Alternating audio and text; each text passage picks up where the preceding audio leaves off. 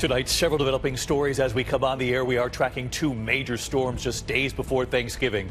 Also, two passenger planes, one clipping the other in Boston. More than 50 cars stolen from the Dallas airport. And the major news tonight, Jack Smith dropping the federal cases against Donald Trump, including January 6th. A federal judge tonight granting Special Counsel Jack Smith's request, dismissing the election interference case against President-elect Donald Trump involving January 6th. The classified documents case going away too. Tonight, what Jack Smith still says about the merits of these cases. Also tonight, the Thanksgiving rush expected to set records this year. Tonight, that passenger jet clipping another jet at Boston's Logan. And the warning now for travelers leaving their vehicles at the airport. More than 50 vehicles stolen from one airport alone. We're tracking those two storms just before Thanksgiving. First, the Midwest and the Great Lakes tonight, and then the coast-to-coast storm from the west all the way to the northeast, expected to bring rain and snow on Thanksgiving. So what does this mean for the Thanksgiving Day parade? Ginger Zee has the all-important holiday forecast. Tonight, Lyle and Eric Menendez making their first court appearance together in nearly 30 years after murdering their parents. Tonight, their parents' siblings pleading for their release. And what happens now? The deadly crash, a DHL cargo flight crashing while trying to land, exploding into a fireball. Remarkably, there were survivors, and is this crash now sparking other questions? Back here in the U.S., trouble at Macy's, an employee accused of intentionally hiding up to $154 million in delivery expenses. Tonight, with millions of Americans preparing to cook Thanksgiving dinner, the questions over those E. coli and food scares. News tonight on those carrots and the ground beef. The tour boat sinking, and tonight Americans are believed to be among those on board. We also remember a best-selling author. She wrote 40 novels, every one of them a bestseller. Also, a famous game show host has died. And tonight, Robin Roberts with Elton John and what he reveals about his health. And will he ever record again? From ABC News World Headquarters in New York, this is World News Tonight with David Muir. Good evening, and it's great to have you with us here on a Monday night. We'll get to those two Thanksgiving storms we're tracking in a moment. Ginger Zee is standing by. What we do begin tonight with the breaking news from the Justice Department. Special Counsel Jack Smith moving to drop both of the federal criminal cases he was prosecuting against President-elect Donald Trump, including the January 6th case. Jack Smith making it clear tonight, quote, the government's position on the merits of the defendant's prosecution has not changed, but the circumstances have, pointing to the election and citing long-standing Justice Department policy that a sitting president cannot be prosecuted. Hours after Smith's request, a federal judge agreed, officially dismissing the election interference case.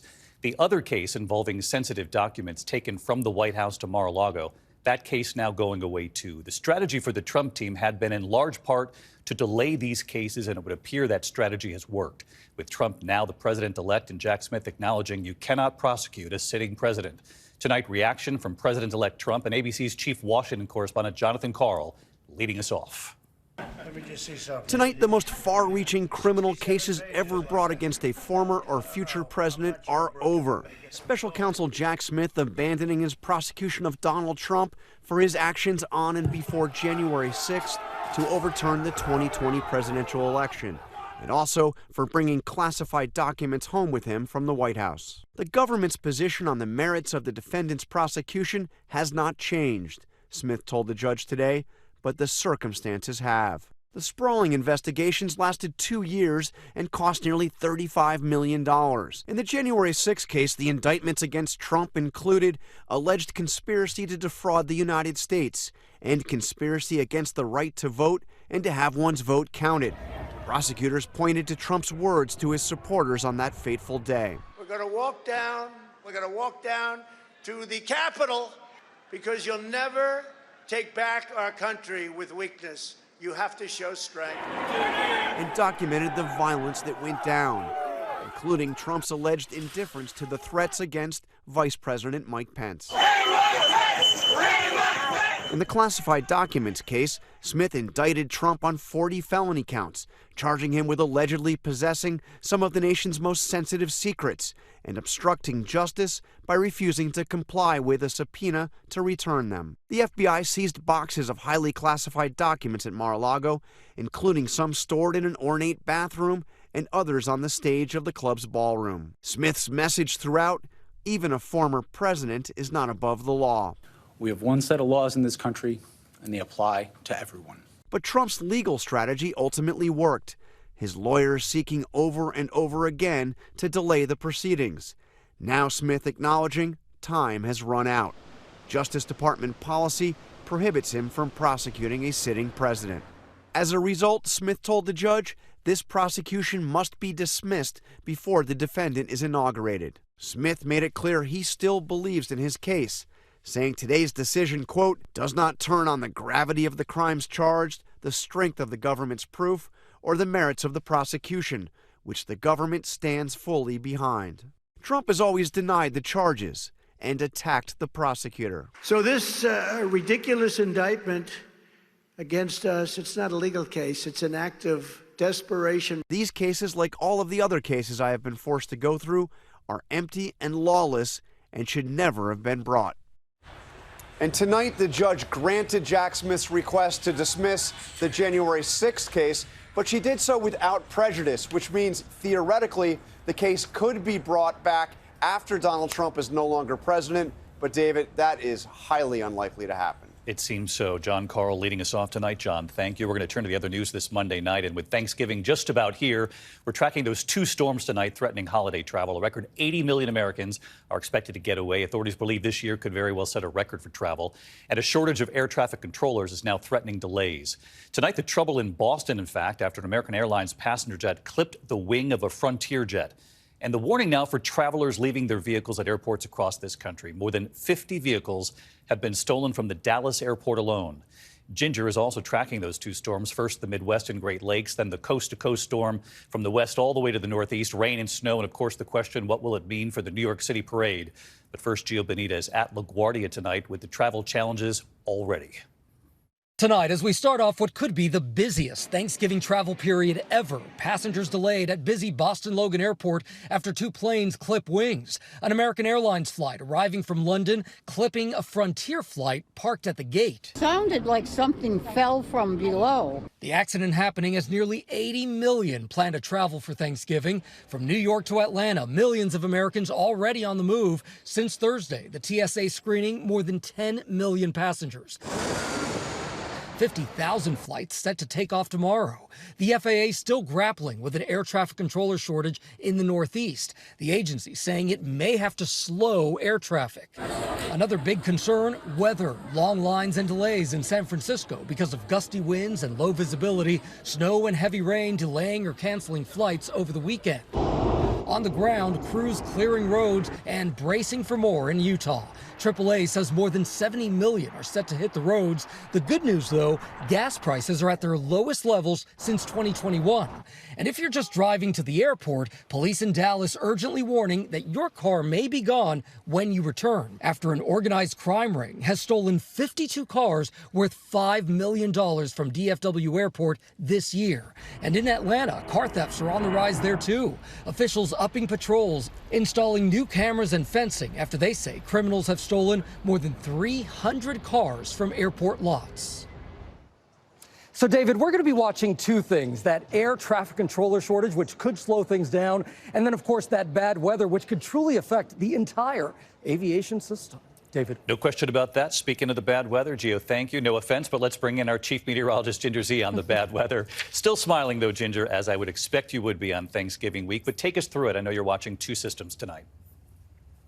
That's what I'm here for. I'm here for the bad weather. So, David, I won't be here when it's nice. And unfortunately, because we've got a holiday, it is incredibly bad timing. So let's go ahead and dive into the two storms. The first one's more of a nuisance. We've got some snow flying in the upper peninsula of Michigan. Throughout the lower peninsula, it's rain all the way down to Memphis and Mississippi. That second storm, that's going to be the more potent one. That's the one that was slowing things down in San Francisco, now dropping feet of snow in the Sierra Nevada. What we did here, because Gio told us that it was going to be the biggest air travel day on Tuesday. We put a few airplanes on there. So if you're flying in or out of one of the airplanes that is yellow on the map, like Denver, Salt Lake, New York, down to Charlotte, doesn't mean you will have problems. It just means that precipitation of some sort is going to add to the already problematic issues that come with a holiday week. That second storm makes its way right across, and a lot of folks drive Wednesday or Thursday. Look at Thursday morning. That is snow along I-80 through the Poconos. New York City down to Washington, D.C. is a super soaker. all the way up into Boston. We're talking about I-95 going to be pretty rainy, and that Macy's Day Parade as well. David. We'll track it right back here with you tomorrow night. We'll see you in the morning, Ginger. Thank you. We turn now to the case of the Menendez brothers tonight. Lyle and Eric Menendez making their first court appearance together in nearly 30 years today after murdering their parents. Tonight, their parents' siblings pleading for their release, with large crowds and a lottery system as so many try to witness this in the courtroom. Our chief national correspondent, Matt Gutman, in Los Angeles tonight. At this courthouse today, 35 years after they murdered their parents, Jose and Kitty, the Menendez brothers, still captivating Los Angeles. Last four numbers. The crowd's competing by lottery to land a seat inside the courtroom. Eric and Lyle appearing before a judge for the first time in nearly 30 years, side by side on a remote feed from prison. It's part of their attorney's push to resentence the brothers and secure their release. Aunt Terry and Aunt Joan, who are respectively Jose and Kitty's older sisters, both made impassioned pleas with the judge to send the brothers home. Kitty's 93-year-old sister telling the judge, "It breaks my heart that Kitty knew and did nothing about it," adding they never knew if tonight was the night they would be raped. No child should have to live day by day knowing that at night their dad would come and rape them. It's unconscionable. Jose's 85-year-old sister, Terry, who is battling cancer, telling the judge, "I would like to see leniency. 35 years is a long time. They have rehabilitated and have done a lot of good things." And outside the courthouse, those sisters united. I do want them home. They should never have been in such situations and presented themselves. What can a kid do when his father's... Oh, I can't stand it. 35 years is a long time. A wave of documentaries and a Netflix drama series has triggered an avalanche of interest in the case. The judge today saying he needs time to review a mountain of evidence, but also wants to give the incoming L.A. District Attorney, Nathan Hochman, time to get up to speed, too. And in that giant case file that the judge will be reviewing, David, is newly submitted evidence sent in by the Menendez brothers' attorney that he says corroborates the brothers' long-standing claim that they were sexually abused by their father. Now, the next hearing is scheduled in late January, so it could be many months before the brothers could be released. David. And you'll continue to follow it for us, Matt Gutman. Our thanks to you again tonight, Matt. Overseas tonight, the horrific images of a deadly plane crash, a DHL cargo flight coming in for a landing, exploding into a fireball. Remarkably, there were survivors, and tonight the circumstances around this crash are now leading to other questions. Here's our chief international correspondent, James Longman, now. The dramatic moment caught on camera tonight, a DHL cargo plane crashing in a ball of flames. You see the Boeing 737 jet on its final approach from Germany to Vilnius in Lithuania. Comms with the control tower normal. Good morning, control point 18 Delta. Postman 18 Delta, good morning. But as it neared the runway, an enormous explosion lighting up the sky. We just got a crash of aircraft on the final. Rescue workers say the plane hit the ground and skidded more than 100 yards, sparking a house fire. The distinctive yellow DHL colour visible on part of the plane as the sun came up. Of the 4 people on board, 1 was killed, but incredibly the other 3 survived, all of them still inside the cockpit, which had completely ripped off the front of the plane. Authorities are not drawing a connection, but they're well aware it was just 4 months ago that a package burst into flames at the same German airport, Leipzig, where today's cargo plane took off. Investigators claim Russian saboteurs were behind it, calling it a dry run for similar attacks on cargo planes heading to the United States. Russia denies those allegations. And David, tonight, the National Transportation Safety Board is sending a team of U.S. investigators, including the FAA and Boeing, to Lithuania to see if they can help in this case. Terrorism has not been ruled out. David? All right, James Longman with us tonight. James, thank you. Back here in the U.S., trouble at Macy's. An employee accused of intentionally hiding up to $154 million in delivery expenses. Tonight, the department store is saying an employee intentionally hid up to $154 million of those expenses from late 2021 to November of this year. The employee has been fired. Macy's now launching an investigation, but tonight no one has explained why it happened or how it went undetected for so long. With millions preparing to cook Thanksgiving dinner, the reassurances tonight after the E. coli scare involving those carrots and the warning about that ground beef. What authorities are now saying, and here's ABC's Ariel Reshef. Tonight, as millions rush to grocery stores for Thanksgiving, concerns over the nation's food supply. The company at the center of that widespread carrot recall trying to reassure the public that its products now on store shelves are safe. After a deadly E. coli outbreak, Grimway Farms pulled its baby and regular carrots in multiple size packages from popular retailers like Walmart and Trader Joe's. And now, health officials warning of listeria linked to ready-to-eat meat sold by Yusheng Food, based in South Carolina. They say one infant has died and 9 people hospitalized in 4 states. And more than 160,000 pounds of ground beef recalled due to risk of E. coli. The meat shipped from the Detroit-based Wolverine Packing Company to restaurants around the country. Health officials say at least 15 patients who ate at various locations became ill in Minnesota, 2 of them hospitalized. And David, ahead of Thanksgiving, that carrot producer again saying that any of those recalled products are no longer on store shelves. As for the ground beef company, they say that any customers that receive the recalled products have been notified. David? And those customers were restaurants, in fact. So all of this is reassuring tonight with everyone cooking just a couple of days from now. Ariel, thank you. When we come back here tonight, a tour boat sinking. It is believed Americans could be among those on board. Also remembering a famous game show host. And Robin Roberts tonight with Elton John. What he reveals about his health right here. And will he ever record again? In a moment.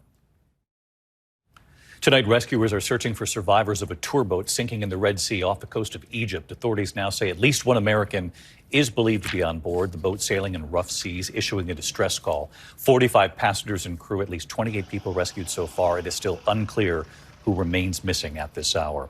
When we come back here tonight, remembering a famous game show host, and news tonight on a beloved author. Every one of her novels was a bestseller.